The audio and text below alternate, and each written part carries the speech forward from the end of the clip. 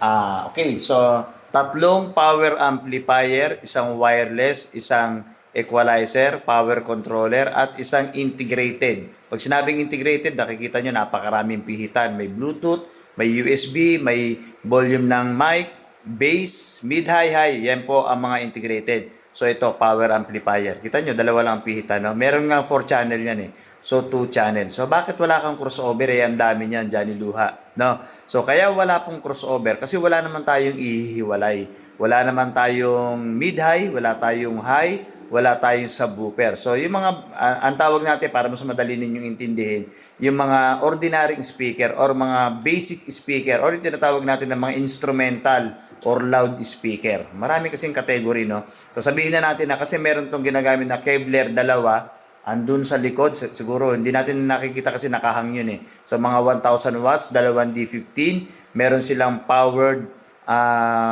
speaker. So kailangan makontrol natin ito. No, kaya wala tayong crossover kasi wala naman tayong ihiwalay na subwoofer eh.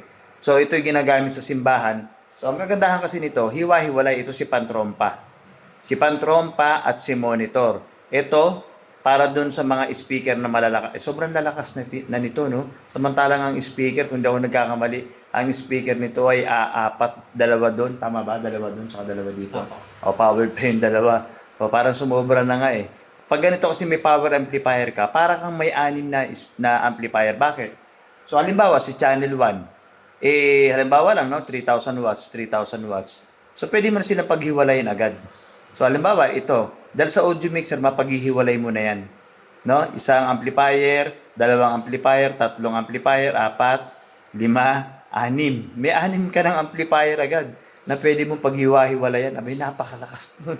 So, ito yung sa simbahan ginagamit. So, kasi, i-schedule namin kung kailan to ayusin. Pati mga wiring, kasi talagang salabat. At troubleshoot nga ang gagawin natin dito para malaman natin kung talagang gumagana nga yung left and right. Pati itong equalizer, titingnan natin kung gumagana yung left and right. Ito, pantrompa. So, kung pantrompa lang talaga. Huwag nating haluan, no? Para balance yung tunog. Kasi baka mamaya may halo itong mga ordinary speaker na D15. So, hindi pwede. So, kung pantrompa. Kung pang monitor, left and right, pwede yan. Then, ito, sa mga speaker na to. Abay, solid ang speaker nito. Power amplifier yan, no? Napakalalakas po nito.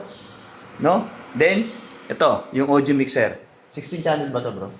Apo, 16. So, 16 channel. Ang dami. So, bakit ang daming 16 channel? Na? Pwedeng microphone, wireless mic, electric guitar, acoustic guitar, o kung ano pa mang merong equipment. Pero, hindi porke pwedeng saksakan to ng gitara, pwede na. So, titingnan nyo muna kung kaya ng speaker. Pangalawa, meron ba kayong ginagamit na DI box? Saka ako na ituturo sa inyo yan. No? So, ganyan lang. So, reviews lang to, reviews. Abangan ninyo yung mga susunod nating video kapag ito ay inaayos na natin. Pati yung mga wiring, kailangan natin magpalit ng wiring. Kasi dahil nga simbahan, hindi natin alam kung gaano katagal na yung mga wire. Baka mamaya may konting punit na o wala na talagang contact. So, kapag binaba natin yung mga power amplifier na yan, uhugutin na or bubuksan natin yan. Isprayan muna natin ng mga contact cleaner para malinis na malinis. Kung kinakailangan natin bugahan ng air blower para maalikabukan, mawala yung alikabok, okay lang. Di ba sa amin pumunta ni Kuya, yung alikabok, ligo lang katapat na. So ito, kapag tinanggal mo yung alikabok, spray ng contact cleaner, i-double check kung gumagana yung left and right, kung maayos lahat, bago mo i-set up lahat yan. Para siguradong baka mamaya, kung kailang hindi mo chinek ng ganun, saka sasabihin, pati hindi gumagana yung kaliwa, yung pala may problema yung amplifier. O, hirap ka mag-troubleshoot. Kaya kailangan lahat working. Ganun po ang tamang pag-troubleshoot. Abangan niyo yan sa susunod nating video. Ayusin natin yan at ipapakita ko sa inyo.